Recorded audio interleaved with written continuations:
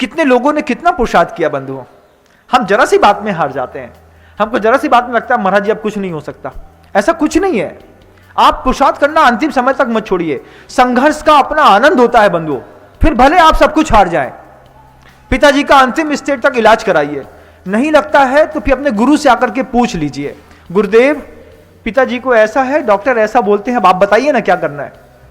हमारे गुरुजी के पास आप जाकर के डोंगरगढ़ में देखिएगा, हर दूसरे तीसरे दिन कोई साधक संलेखना के निमित्त से वहां पर पहुंच जाता है। मुझे तो ऐसा लगता है कई बार कि स्वर्ग और मुक्ति का रास्ता मेरे गुरुदेव के कमरे से होकर के गुजरता है, कि हर आदमी चाहता है कि अंतिम समय में गुरुदेव विद्यासागर जी मुनि महाराज के कमरे के अंदर से होकर के मैं गुजर जाऊं। मैंने पूछा क्यों आते हो यहां पर?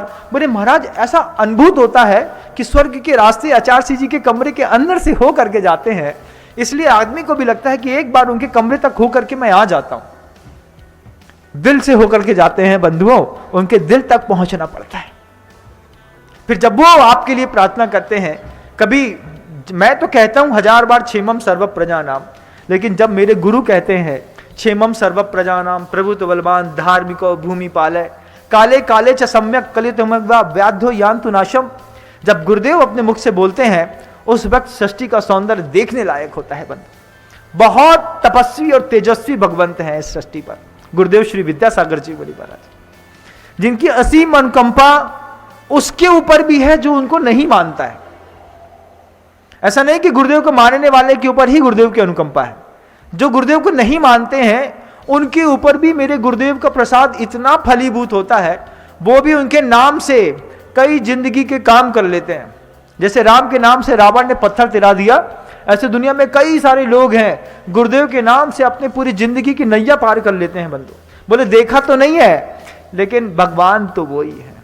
चलते फिरते तीर्थ हैं, हरते सब संताप, हम तो इतना जानते आप सरीके आप सरीका की दुनिया में कोई है ही नहीं।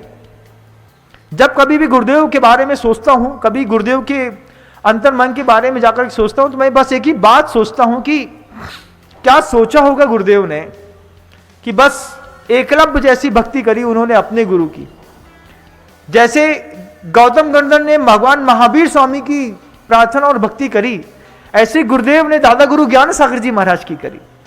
जैसे एकलव्य अपने द्रोणाचार्य के प्रति समर्पित रहा, चाहिए तो तू ही, तेरे सिवा दुनिया में और कुछ भी नहीं चाहिए।